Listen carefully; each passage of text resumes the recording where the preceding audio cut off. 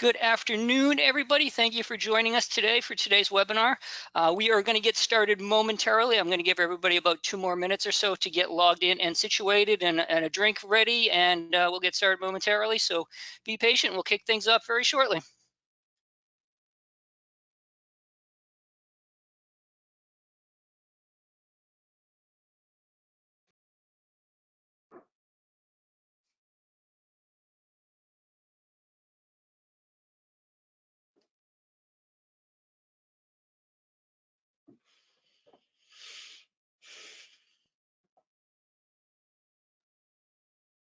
While we are waiting for everybody, I'm going to launch our first poll here today. We're going to make this webinar interactive, so I'm going to throw a "What is your role?"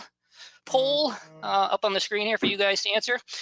So feel free to answer that, as well as we do have a chat window as part of your GoToWebinar function. So if you guys want to share where you're calling from today, where you guys are hanging out today, it'd be interesting to see for the people from all over the world who have joined us for this webinar today. So if you're comfortable, feel free to add your location in that chat window, and we'll do a couple of shout outs during the presentation here. And again, we'll get started momentarily.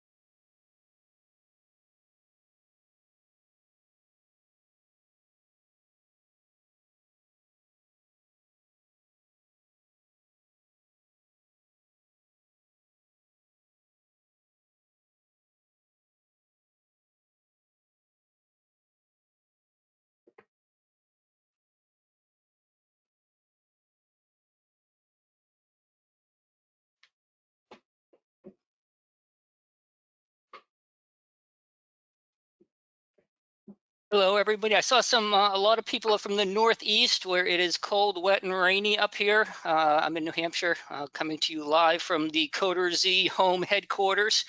Saw some people from Orlando, Florida, which I wish I was visiting right now, or Southern California as well. So thanks for taking a part of this webinar. Let me see if I can't close this roll chat window. So hello, everyone. My name is Trevor. I am the Customer Success Manager here at CoderZ. I'm very happy to welcome you to this interactive webinar session in which all attendees will understand more about how to engage and motivate your students with STEAM while distance learning.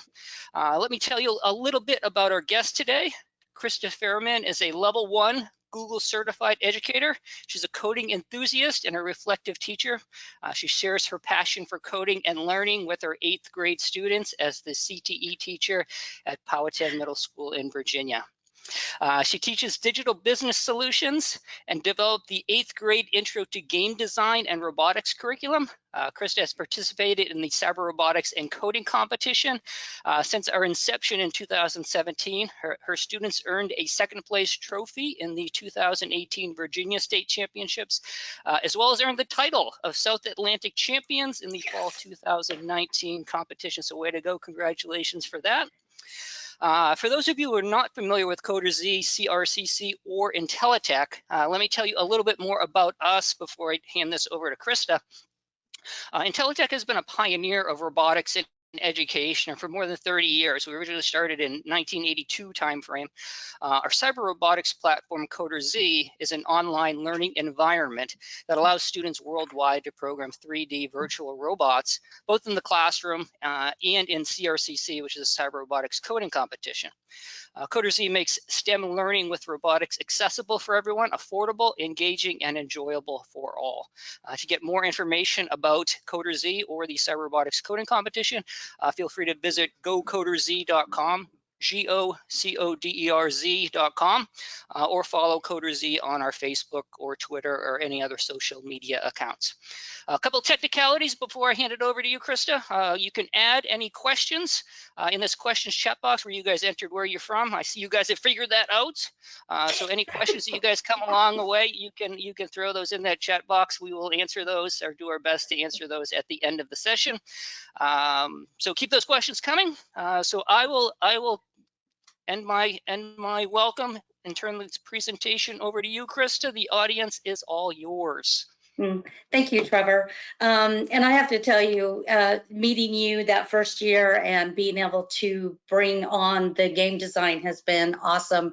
If you haven't checked out CRCC, you're going to want to do that, and you will hear more about that. But today, we're not only going to be looking at STEM, but we're also talking about, like everybody else, COVID-19 and education, how to motivate your students, which we all know that's not always easy to do in the classroom, let alone when we're talking about from home and there's video games and all these other things that can be so much of a distraction.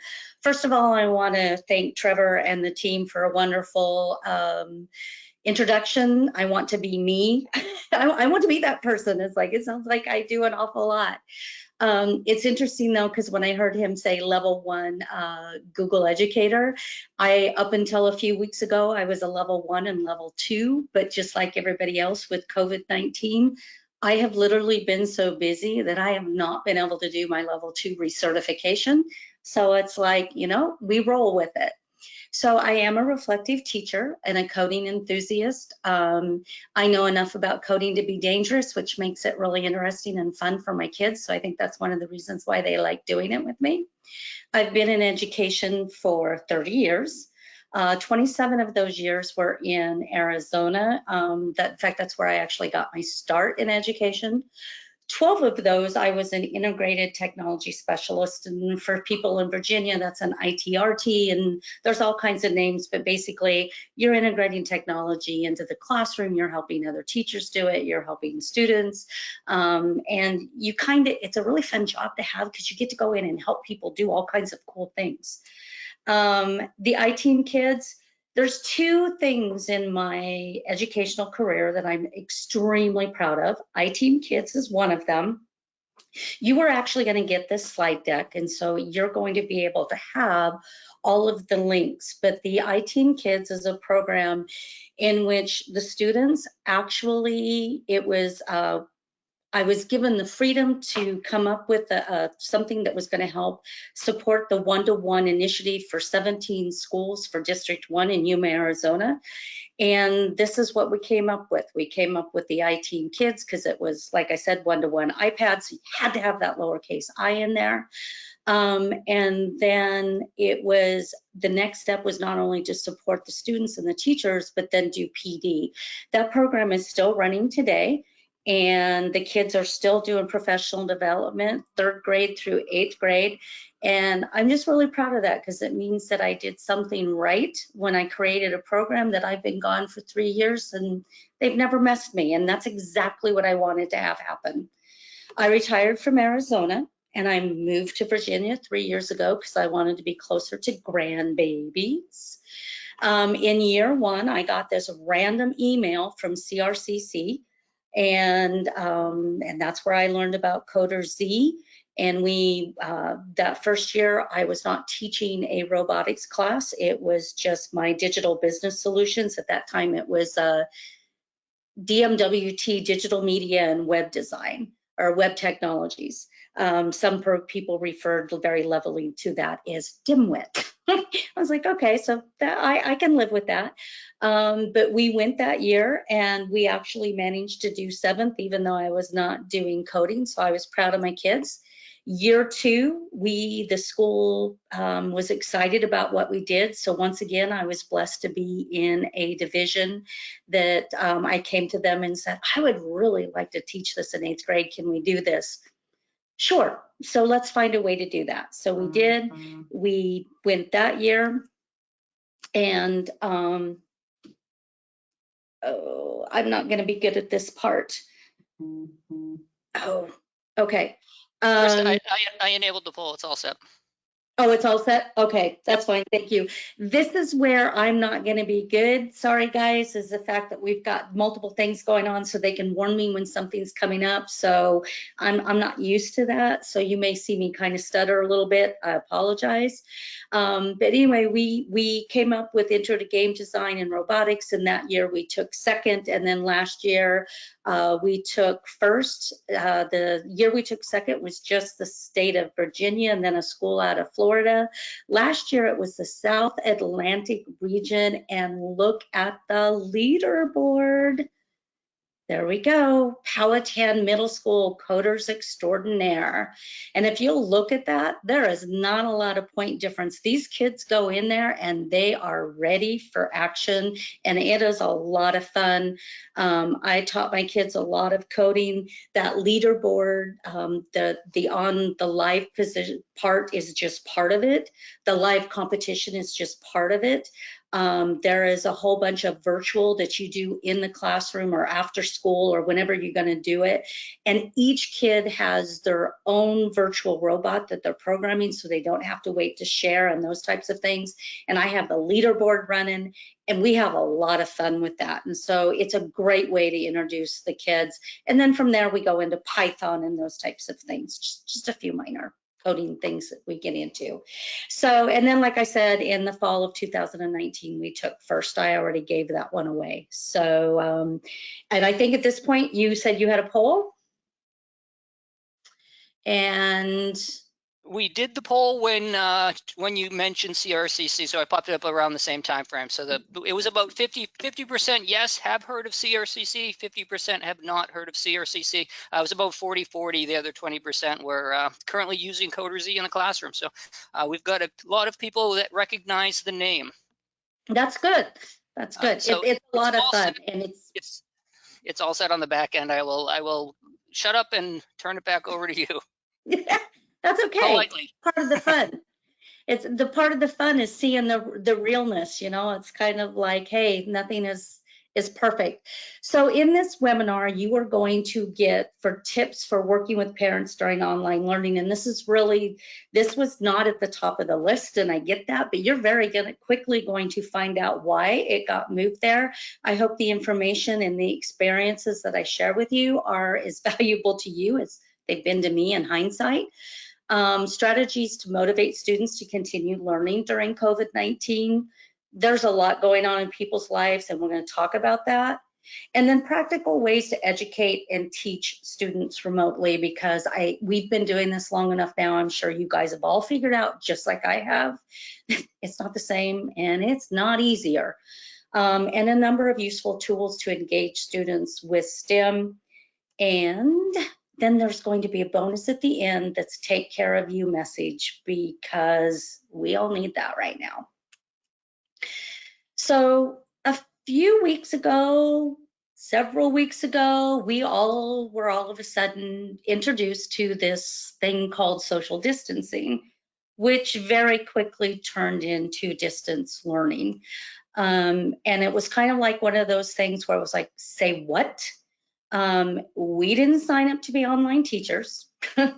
Our students didn't sign up to be online learners. And the real clincher is our parents did not sign up to be homeschool teachers. And there's some real stories that are coming out of that. One of them is on March 16th, which means we really weren't all that far into this.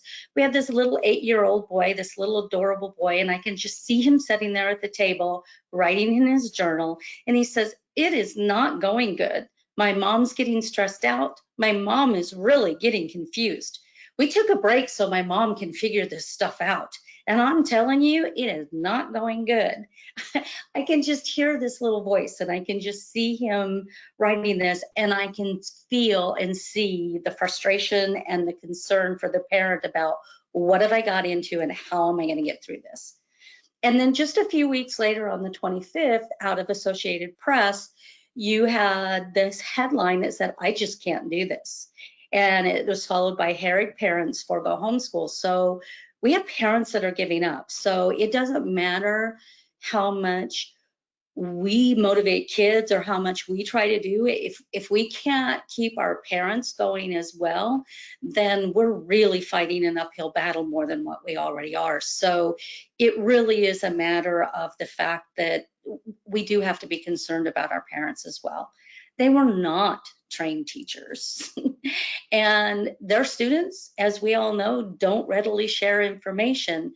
Believe it or not, this has been an eye-opening experience for several of my parents who thought their kids were truly keeping them up to date. And it's like, oh, that's not good. And then everyone's plates are full. What's happening right now is the fact that we have parents that are stay at home. They're stay in place, so they are home, but they're busy. A lot of them are trying to figure out where the next meal is coming from. They're trying to figure out, okay, homeschool, how am I going to get this done? They've lost jobs. They've done all kinds of things.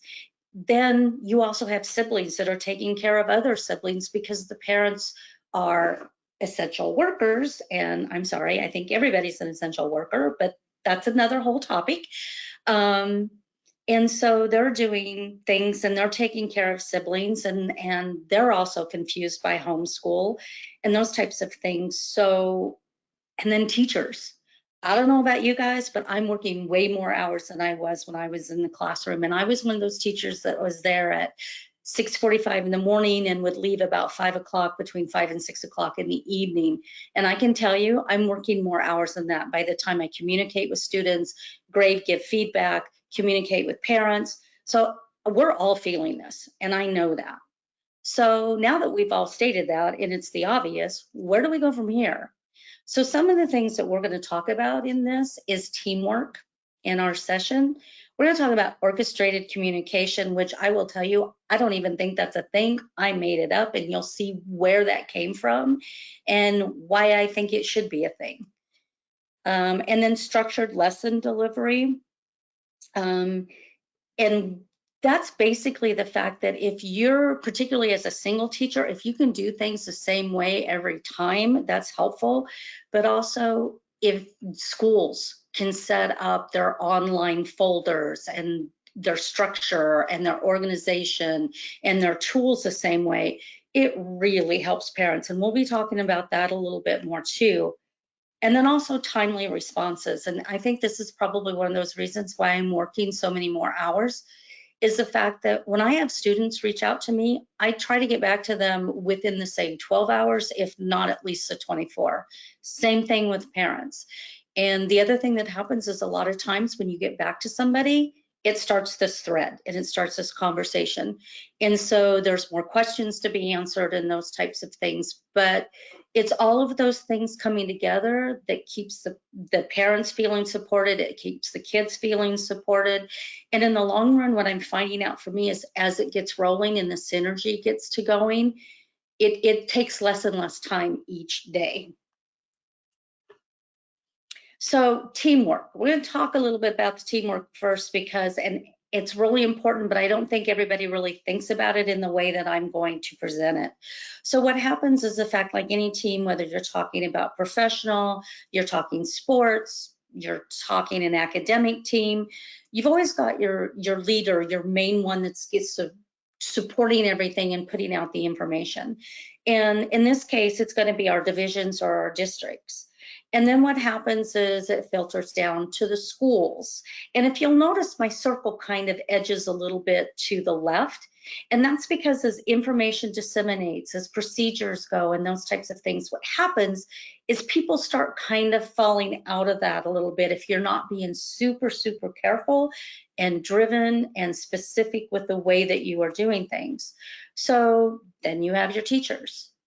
And then you have your students, and then you have your parents. So by the time you get to the parents, a lot of times they're getting misinformation as well as the students, and even teachers sometimes feel like, wait a minute, where did that come from? As well as schools. I mean, it just happens when you're dealing with things that are this big. So it's a matter of making sure you take that time to build that common goal or vision for what your district or division or your schools, depending on how things are organized, is to how is it, what is your goal for this? You know, what is your goal for your students? What is your goal for this time in our academic history? And then you've got to put that leadership into play. And at each level, you've got a group of leaders that are in there, and getting them to work together and getting them to pull in others. And it's this very dynamic piece that just has to come together, and people have to be mindful of that communication piece and the fact that we are all in this together, and that leadership is what pulls that team together and coaches and energizes. And then we have that unity piece, and that whole unity is about, again, pulling us all together, understanding that we're all busy, understanding that we are all coming at this from different directions, but we really do all have one goal, and that's the fact we want what's best for our kids. And we don't want them to lose 10 weeks or 11 weeks or however much was left of our academic year.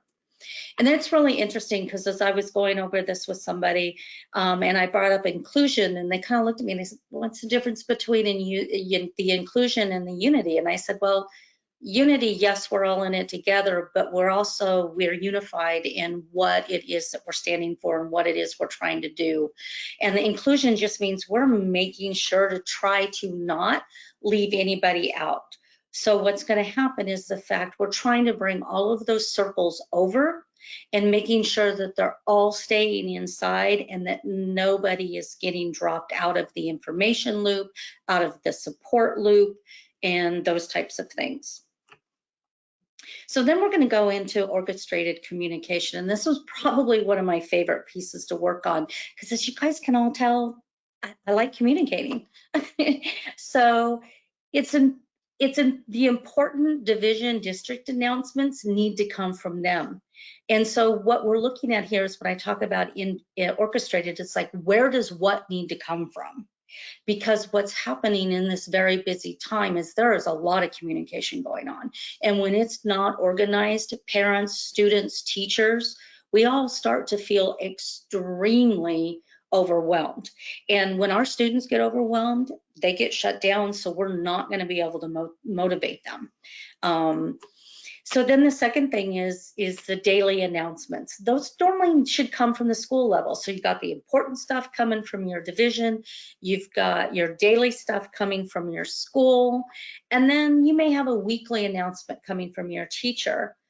For elementary school, this isn't really that bad. I mean, you're talking about three announcements at the most in a day. When you're talking middle school, high school, it's really important that you look at, as a teacher, limiting those announcements, because those kids have anywhere from 6, 7, 8 teachers. And so they could be getting a lot of information. The more information coming in, the more the brain has to process. And again, the more that people just start to shut down. Whoops. So, and then you've got your random messages to students. Right now, our kids are feeling very isolated. A lot of adults are too, but for kids that are used to being in groups, this is going to be a very long summer break for them, so to speak. A lot of time where they can't be with their friends. And so getting those messages is incredible. And it does a lot to motivate your students and keep them engaged. So for instance, the next thing on my list was LMS, which stands for Learning Management Systems. I know you guys all know that. And you can message in there. So what happened is I've got my kids doing some coding. I've gone on, I'm teaching them Python. And one of my students did something that was really above and beyond. I mean, he had really worked. I could tell he spent way more time in it than what was expected. And it was really cool. So I messaged him and I said, this is really awesome. May I have your permission to share it? I can tell you did above and beyond. And it was funny because I got this message back from him that was going, thank you, Mrs. Fairman, you just made my day. Yes, please share it. And so it's those little things that if we just take a second when the opportunity arises, because if those types of motions and they're not authentic, they don't mean anything to kids. They know when we're going through the motions. And so, but anytime something authentic comes up, go for it. And then there's just the emails, and then of course the snail mail note cards. It's amazing. Even my 8th grade boys, I teach basically all boys. I have 8th graders, which are interesting. And then I have only 8 girls on my roster. So my classes are really interesting. And so when I can say snail mail note cards and the fact that the boys even enjoy them, then I know that it's something that they look forward to, because it's just one more thing that makes them feel recognized. And then in all of this, try to eliminate duplication. If the important stuff is coming from the division, they don't need to hear it again from everybody else. If there's a place like a website that they can go to after it's been released once, if they ask for it, that's fine. But that repeat over and over again from all the different places, it just, again, people start to shut down. So now we're going to look at, we are going to get into what actually motivates students. We know that our students do not like to work like this. They do not like to sit at a computer in isolation. Well, most of them don't, and work and crank it out. So recently I was reading a book. Again, like I said, I teach all basically 8th grade boys, and there are a few of them that have problems finding their motivation. So I'm always looking for things that can help me. And there's this author by the name of Rob Plevin, and he has a book called Motivate the Unmotivated. And to him, there's 3 things that students need psychologically to really try to help unlock that. And so what that is they have a sense of belonging, they feel empowered, and they have fun. Now, for those of you that are familiar with CoderZ, you're recognizing that window to the left, and you're going to recognize the computer screen here on the right.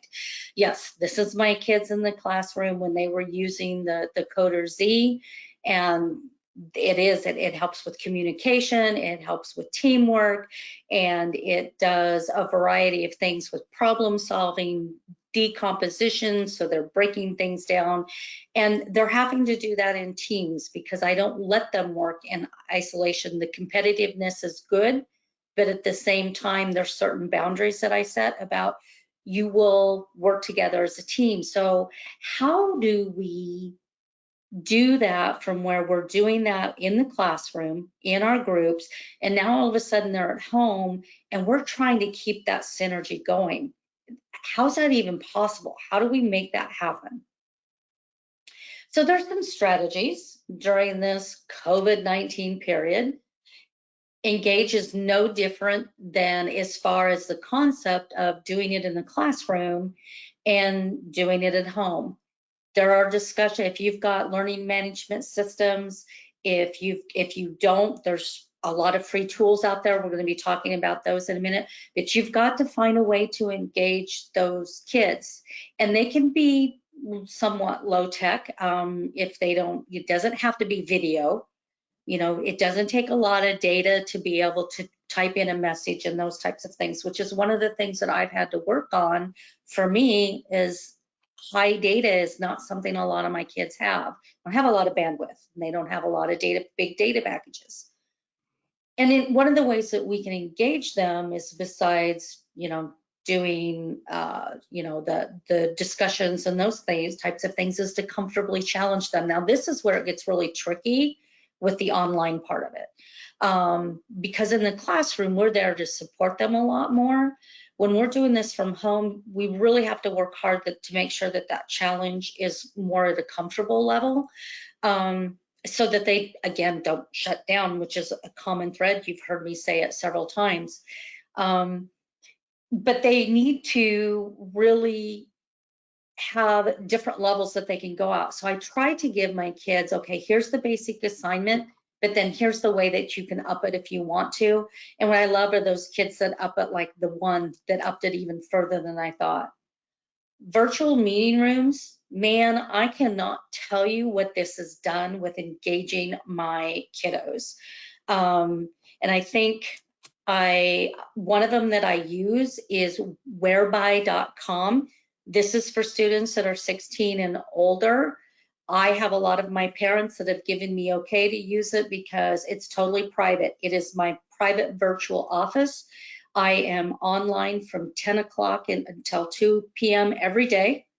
There's a virtual knock that they do. I let them in. I'm able to tutor them. They can share their screen. I can share my screen.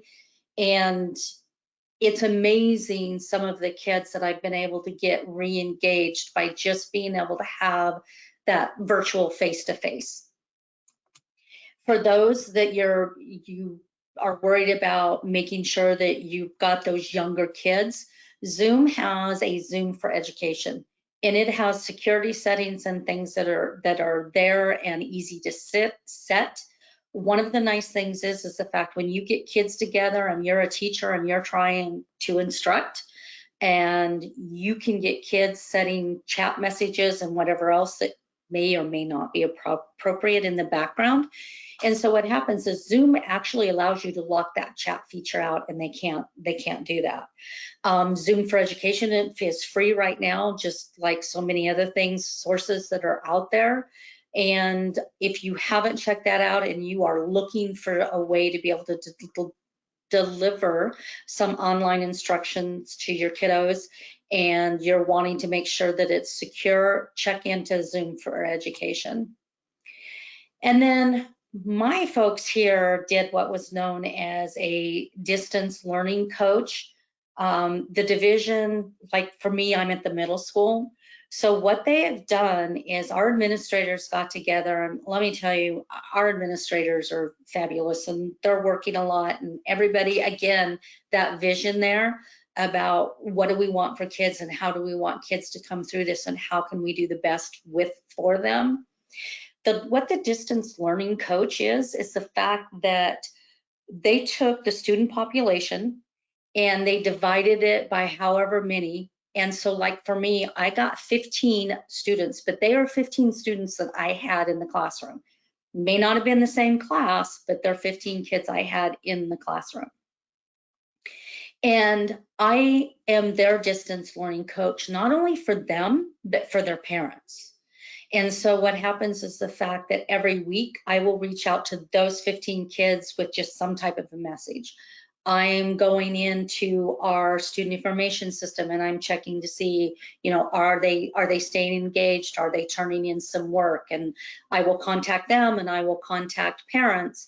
And I have some parents that we just went through this yesterday that it was like, I know my kids are doing this. They're sitting there, I'm watching them work. I was able to get online, we were able to share screens, and all of a sudden they're going, oh, they're doing part of it, they're not doing all of it, they're not submitting it, and those types of things. So the distance learning coach is not only a way of keeping the kids engaged, but it's also a way of supporting the parents, which therefore just better supports the students. And some of the feedback that I got with just in this last week was I got this email back from this parent, and this was one that was hard to sort out. I mean, we spent some time getting to the bottom of what was happening with this one. And I got this back from her, and she says, thank you again for checking in on us. If you didn't email me, I would have never known. And so those are the types of things. It's about keeping those kids from falling through the cracks, which is all part of keeping them engaged as well. And then thank you for your patience and time getting this resolved. Again, we had a student who was submitting work, but he wasn't clicking the submit button. So basically he was uploading it, but not finishing the process. And so it's just a matter of trying to figure all of that out. And the parents know that people are trying to help them. This is a big one. A lot of divisions, a lot of districts have gone to doing what's known as collected, and that's what we're doing for our fourth quarter. Is if you look at our student information system, if it's done and it met criteria, it gets a check mark as collected. And then we will use that summative collection to determine whether or not a kid passes that fourth quarter. The problem is when the kids saw that, they immediately go into, oh, if I turn anything in, it's collected, so I'm good to go. I'm sure none of you guys had that problem, but I sure did. And then the other thing is the fact in the LMS, It was like, what was the point of that? So I'm still using rubrics in my learning management system. I'm still using grading criteria. I kick work back and ask them to redo it. Now, granted, the criteria I'm looking for, even though I set the criteria is the same, the rubric is the same as if the kids would be doing it in the classroom. I'm obviously more lenient with it because of the fact that I'm not up there teaching it. I'm not looking over their shoulder and checking in. But they know that they cannot just take a screenshot of the assignment that I gave them, upload it, and call it collected. I had a few trying to do that. So tools to engage students with STEM, because we want to keep STEM active. We want to make sure that the kids are not just doing PDF worksheets. It's easy to fall into that. So we want to make sure that they're engaged with hands-on things. So if you're not familiar with it, Google has what's known as applied digital skills. I have had my digital business solutions class has created an infographic. They've created a presentation about themselves, introducing themselves to a potential employer. And this does everything from elementary school to high school. So there's a lot of things in there to look at that you can have students do. And I know a lot of schools out there are using Chromebooks and Google Suites for education. And so the Google Applied Digital Skills is just another really good academics content to use. If you're wanting to break kids into programming a little bit, Google CS First, which is computer science first, also has a lot of content that you can use. Again, if you're frantically trying to write this down and look for URLs, please, you're good to go. Like, this whole slide deck is going to be shared with you and the links will be active. Code.org, I'm sure a lot of you have used code.org for an hour of code. Just create an activity and then ask your kids, how did it go? What did you do with it? Those types of things. Just turn a fun activity that they did into an engaging activity where they get to share. Maybe they use the Flipgrid camera or, you know, the Flipgrid video and create something and submit it. You guys know what you have available at your school to be able to do those pieces. And then, of course, there's CoderZ. CoderZ has a whole bunch, and you're going to hear some more of those from Trevor at the end. There's a lot of free stuff out there that's going on for CoderZ and getting kids involved, and I am going to let him share that with you. Our little image over there is one of the robots. And like I said, one of the things I love about CoderZ is the fact each kid gets their own virtual robot. It's like, I have a set of 10 robots for my classroom, but that means that my kids have to share and they have to work in teams. And we do that, obviously, but it's really nice when we have those times where they can all sit down at a computer, and a lot of what they learn there transfers over to what they do with the physical robots. And don't forget those non-tech STEM activities. They're fantastic. I've got a couple links in here of some of the ones that have things that are fun and that I find interesting. But we've had teachers here, because my division, and I think a lot of divisions and districts are into social media, and they pop things out there for the parents to see. We've had a lot of competitions with the elementary schools. What can you find in your house to build a bridge that will actually hold up when you run a Matchbox car over it?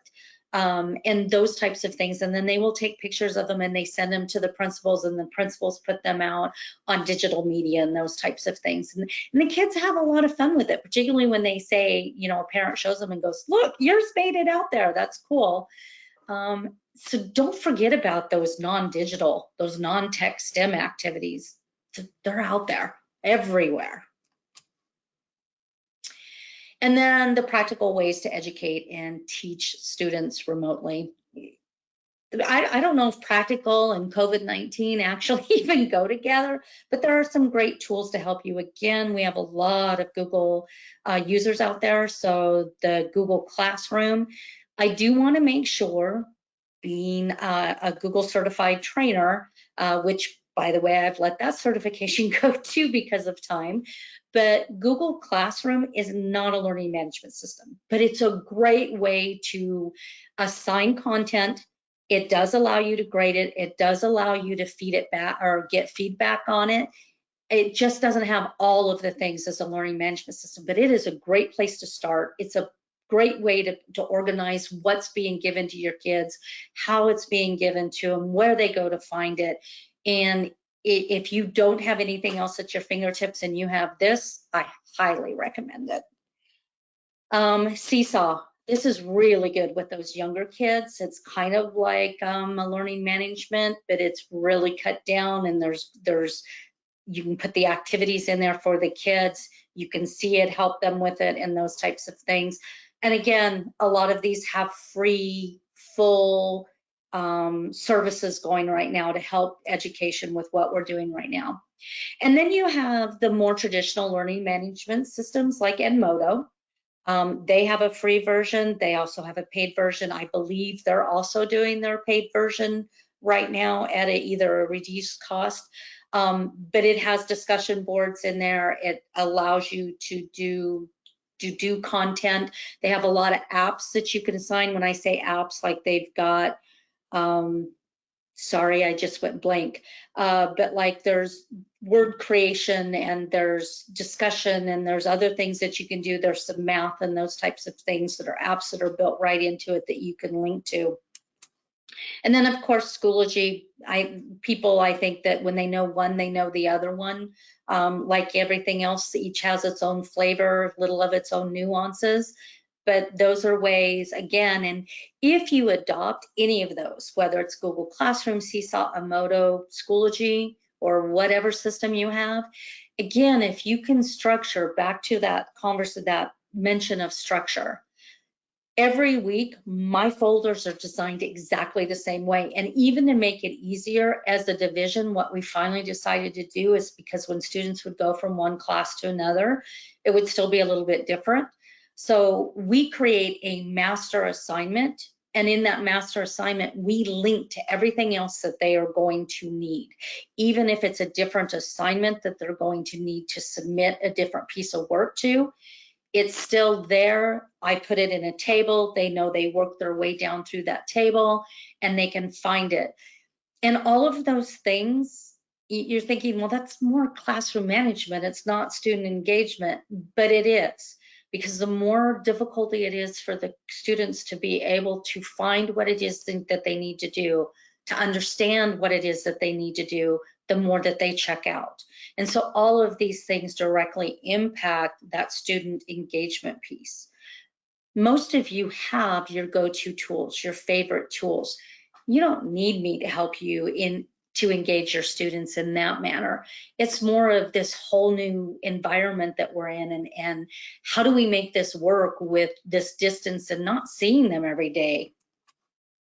And then again, there's the Zoom for Education, which I already talked about. It's great for teaching. If you want to teach a whole lesson online with a group of students, you can do that. It allows you to record. So it's definitely something I would recommend checking into. And then I don't know that there's anybody that hasn't heard of Kahoot, but you can set that up so you can use it without everybody being on. It doesn't have to be synchronous. It can be asynchronous, and you can have a lot of fun with it that way as well.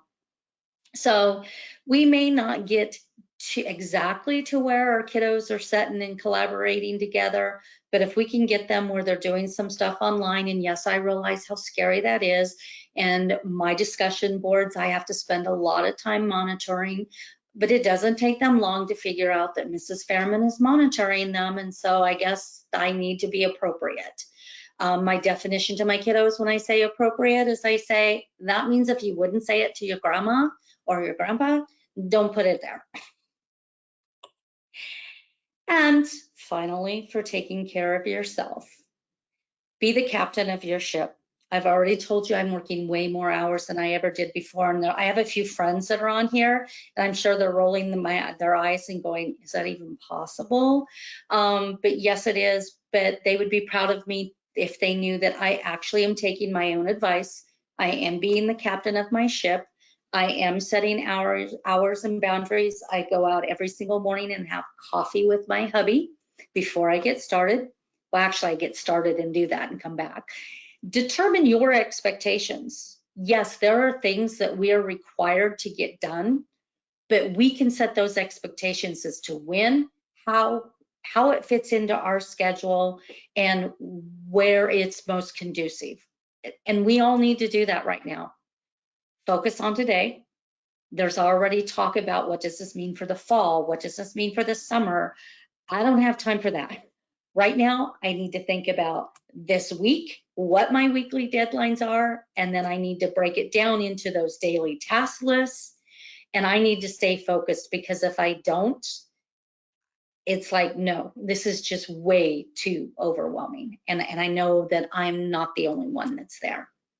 So at that point, we get to my sources, and I need to turn this back over to Trevor. Thank you all so much for joining us today. I hope you walk away from me with some pearls. One of the things I've come up to since I've moved to the South is the fact that everybody needs to walk away with some pearls that made the day worthwhile. So again, thank you for your time. Awesome. Many thanks, Christa. We appreciate it. I am the parent of 2 middle school kids here in New Hampshire, and I'm really impressed with how quickly these schools transitioned from a classroom environment to a distance learning, a remote learning program. And from a parental perspective, I was really impressed with it, just how smoothly everything went, whether it was from the district level through the administration level, from the teacher level, just to get everybody on board with a remote learning program. But to see what you're doing, and to see this behind the scenes look at the tools and resources you use to keep students engaged and discovering how to motivate those students with STEAM while distance learning is really, really impressive. So I want to say thank you, and thank you to all of the teachers who put in the time, effort, and energy to develop these distance learning programs through. I know it wasn't easy, and it wasn't quick, and it from my perspective, it came out really well. So well done to everybody involved. I am going to throw up another poll question here. Are you guys interested? Wait, let me launch it first.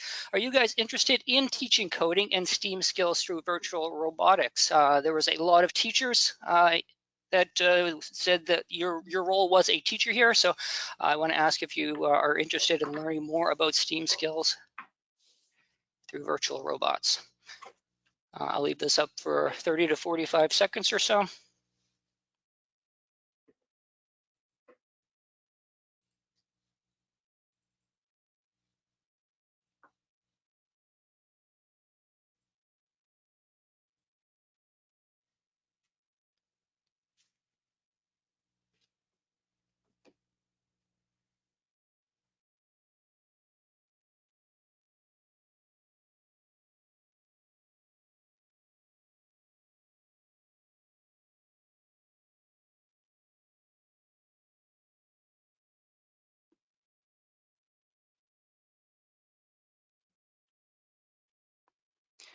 All right, let me share my screen here and kind of take over the, there we go. Can you guys, I'm hoping you guys can see this. Some CoderZ slides. Let me close the poll. Good. All right, so CoderZ, the mission of CoderZ is to provide an opportunity for more students and teachers to have access to virtual robots and to learn to code solutions. We want to see entire schools engage in a learning to code experience and reach the entire classroom, the entire grade level, even the entire school, rather than just a small club of students that want to participate in robotics. CoderZ is Blockly based. It's a forgiving and easy to learn programming tool with Java as the underlying code. Gamified mission-based learning makes coding virtual robots engaging, competitive, and fun for your students and for teachers as well, if you guys wanted to participate and code along with your students. But by removing hardware and robots from the equation, the opportunity becomes not only less costly, but something more students can all do in parallel. There's no waiting for a robot. It's easier for educators. There's no worrying about breakage, assembly, inventory control, and it's easy to implement into a distance learning solution. Students can engage during class, study periods, after school, or even at home, anywhere there is an internet connection.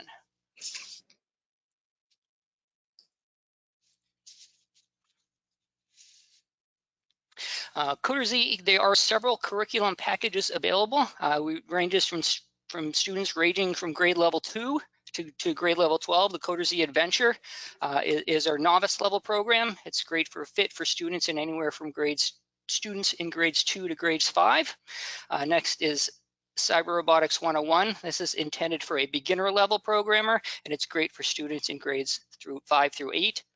Cyber Robotics 102 is intended for an intermediate level programmer and is a great fit for students in grades 6 through 9 or so.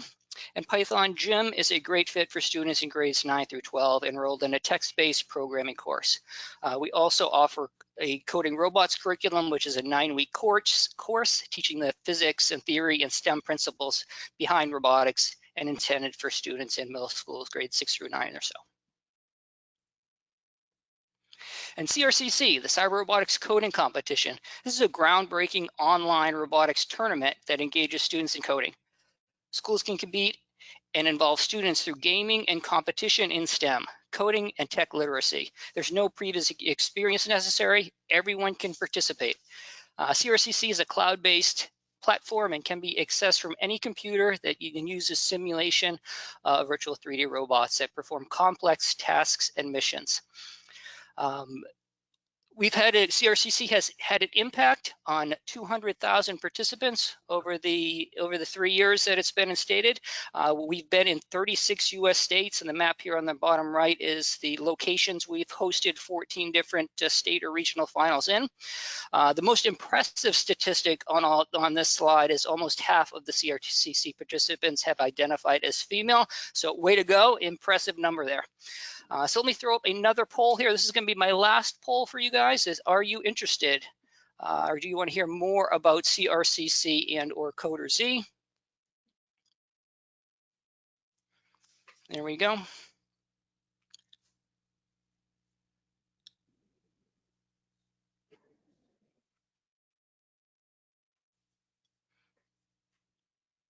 Again, I'll leave this up for about 30 seconds or so.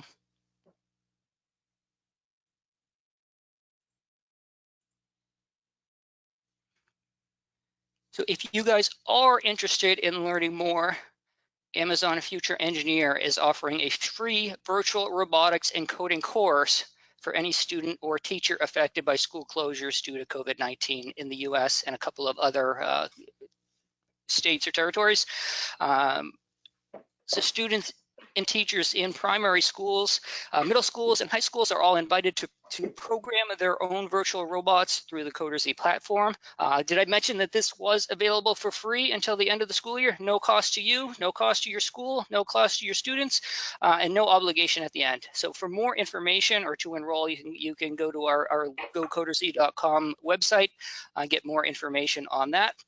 And if you'd like to experience how to teach STEAM and coding virtual robots, please check out our website or contact our regional sales manager, Randy, at sales@gocoderz.com.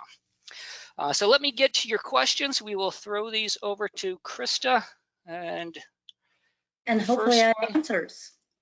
Yeah, I haven't screened them yet, so we'll learn them together, Christa. From Brianne.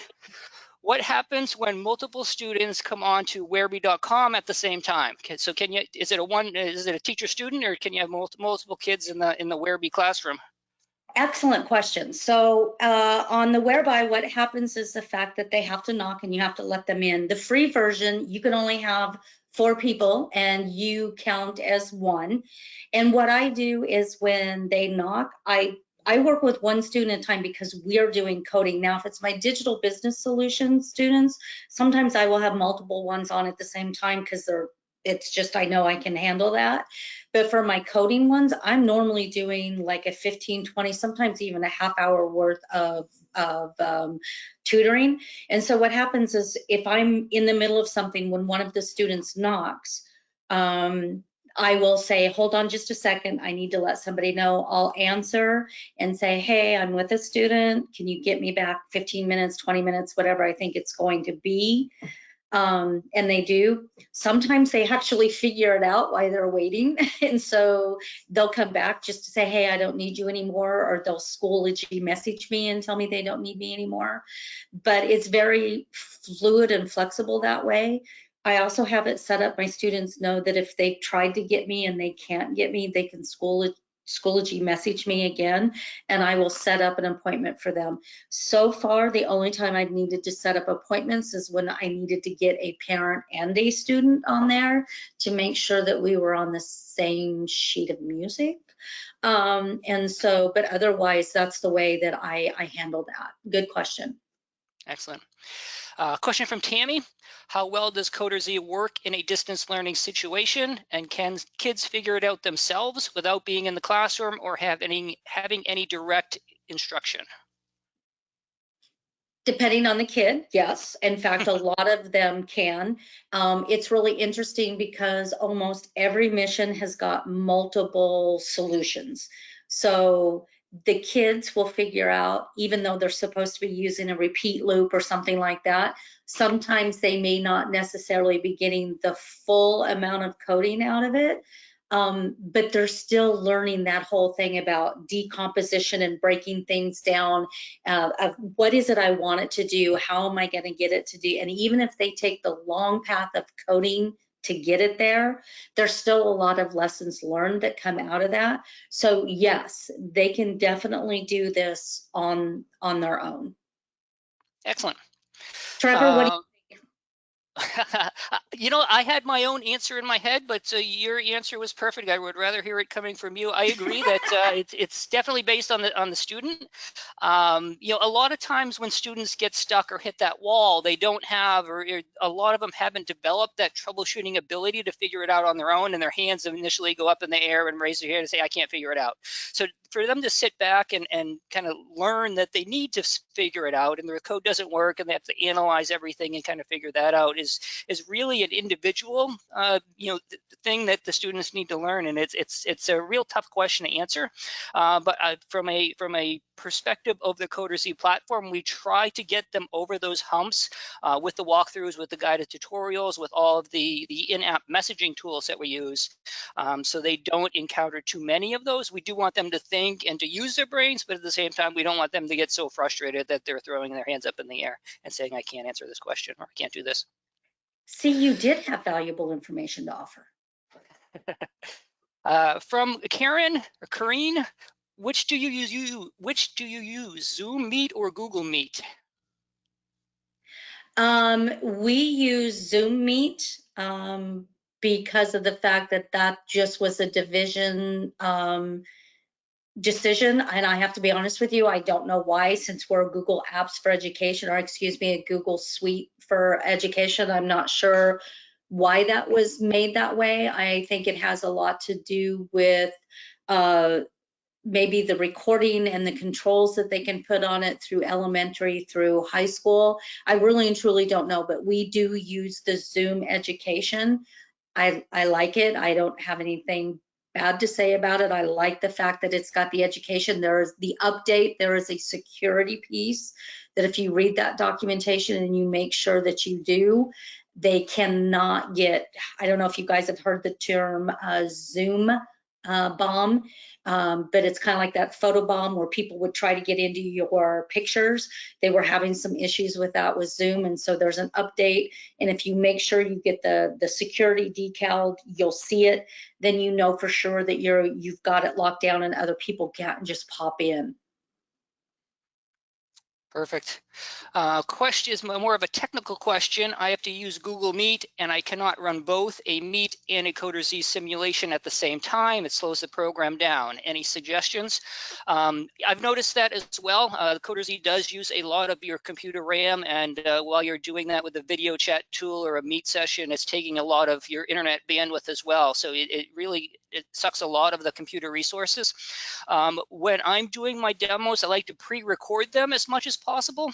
And you know, with Windows, you can hit the Windows key, the Windows icon, and the G key at the same time, and this will put up like a screen recording tool where you can record videos and animations and things, as well as record your voice over that, and then share that recording rather than doing it live is a nice way to kind of do that screen sharing thing. Christa, have you noticed that? Do you have any input as well? Well, I run into that whether it's Zoom or even the Whereby. It's just, I mean, let's face it, when you're using something that's video graphics the way CoderZ is, it's a resource hog, but it's a beautiful resource hog. But one of the things that I also do is I will have, if I'm trying to help a student troubleshoot and they're wanting to show me their screen, you can also do a screenshot. Take the screenshot of their code, and then you can look at the code too, and then that way you can give them hints about, okay, and because then they can bring that up. Or the other thing is too, is when you're working with the code, they can share their screen with you and you can look at the code as long as they don't tell it to run. As long as they don't run that simulation, you can still look at the code and you can give them feedback and then and go from there. And then the nice thing is about a lot of these, like even the Zoom, if you leave it open for a certain amount of time, they can pop out, they can run it, and then they can pop right back in. So it's a little clunky, but it works. Yeah, it's a good idea as well. From Christy, I'm starting CoderZ Cyber Robotics with my 6th graders next week. Awesome. We can't wait to hear more about it. What do you think is a fair number of sections per week or pacing? Do we understand what a loaded question that is? Here's the thing. We've been talking about, we focused today on engaging kids. So what happens is if you want to come up with number one, as a teacher, you want to work through every single mission before you ever turn your kids loose on it. And here's the reason why. Nobody knows your kids like you know your kids. And there is no standard recipe. I will tell you, when I turn my kids loose on this, there's certain things that I will do, instruction and those types of things. But when I turn my kids loose on this, I may have a kid that will go through several missions within a 90-minute period, and I'll have another kid that'll only make it through 3. And they're both working equally hard. The problem is if you hold the ones back, they get bored. If you push the ones that are struggling a little bit, but they're engaged in it and they're learning, then you make them shut down. So that's why I said it's kind of a loaded question. You really have to go through and set kind of like, this is the bare minimum of, this is what you have to do maybe to get a C. There depends on what I'm doing. I grade in a lot of different ways depending on what it is it's doing. But it's like, this is what you have to do just to break even. Now, are there those kids that they're going to do that and that's all they're going to do? Yes. And that's why I really try to stay away from that as much as I can. But again, a lot of things we're having to compromise on because of the fact that we're not seeing these kids face to face. But again, I'm going to go back to the fact nobody knows your kids like you do. So go through and work through some of these and then figure out how you want to break them out. But definitely you're going to want to chunk them. But give the kids who, if you're comfortable with this, give the kids who want to free reign to move forward. It's just, you know, make sure you're using those teacher resources. Make sure that you know where to find the solutions in case you haven't. It's real easy to get to the CoderZ solutions so that if you haven't had a chance to work through it, you can get to the solution and then in your head you can go, okay, that's how they got to that. Because those are the kids that are going to ask you a question and you're going to be going, I don't know. And it's okay that you don't know. I've told my kids, we're doing Python right now. And I've got some kids, it's like, you'd think they've been doing Python since they were, and for those of you who don't know, Python is a programming language. You'd think they were born doing Python. And I will literally tell them, I don't know, you just passed me. So I'm gonna figure it out, and we'll see what we can come up with together. I love it. Sometimes they come up with the answer before I do. What a great way to show collaboration and teamwork. So I don't know that I really answered the question, but I hope the information was helpful. Yeah, I think that's a really good answer. I did have a meeting with a teacher last week who was kind of doing something very similar. You know, it was their first introduction to CoderZ. The teacher did it through a Zoom meeting or a recorded session, and he walked the students through the enrollment process, how to self-enroll to your classes. He walked them all through that as a class activity, and then told the students, if you guys want to go on your own and do this, feel free to go ahead, do it on your own. You don't need me anymore. But if you want to stay in the meeting, stay in the session, I'm going to go through the first three or four missions together. We'll do them as a class. You guys can see me do them, and then do them on your own. And then afterwards, you said, I'll be available. Come join my classroom and at whatever time, and we can walk through them together if you have any technical problems along the way. So I think the answer of it's kind of dependent on your students, or your students best, is probably the best answer. Question from Ryan, can the code in CoderZ be downloaded onto an actual EV3? It absolutely can. There is a download button right next to the run simulation button that will allow you to download that code right onto the EV3 brick and run the exact same code that you're seeing on the simulation.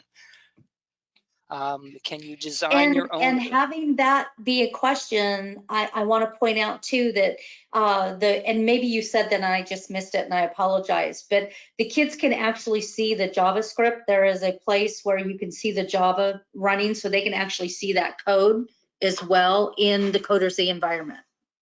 Mm-hmm. Yeah, that's a good point. Can you design your own virtual areas for the robot to move through? That answer is somewhat. There is a My Projects area where you can go in and create your own project. You can use the EV3 robot and then code in either Blockly or Java.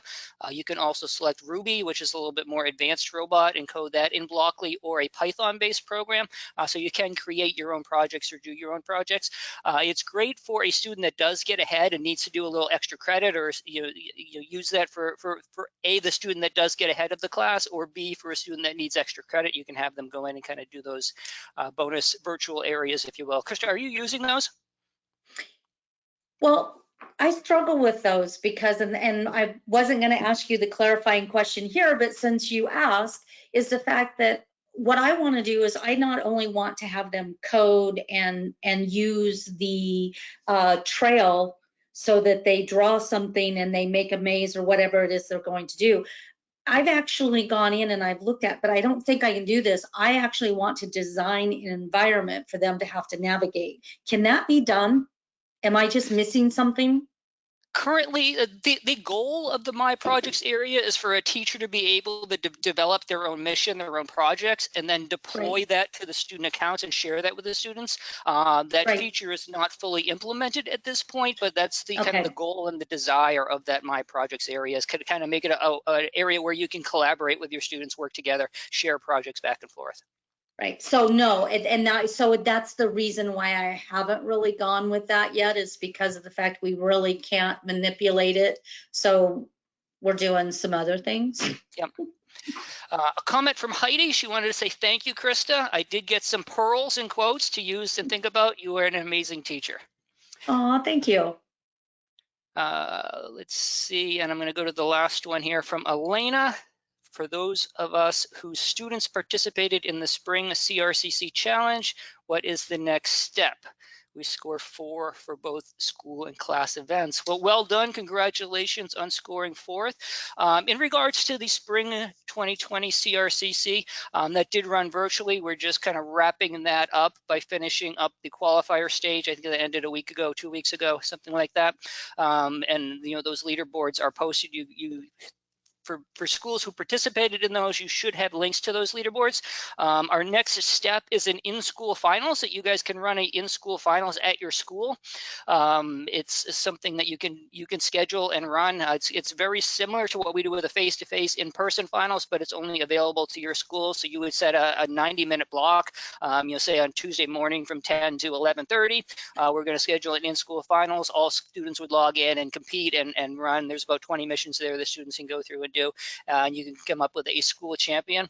There will not be a face-to-face finals due to travel restrictions and distancing for the spring 2020 events, but you can do those in-school finals as a virtual event or event for your students. Who knew that social distancing would be such a common term? I know, right? You're using it everywhere these days. I know. And that and stocking toilet paper so that you can buy it when it's there. A 5-year supply of toilet paper everyone needs.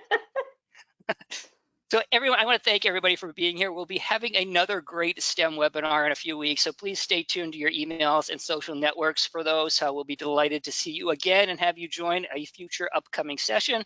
A million thanks to you, Christa, for sharing your experiences and knowledge. And I want to say thanks again for all of you teachers and participants for being here. Stay safe, Thank you. stay healthy, stay positive, and may the code be with you.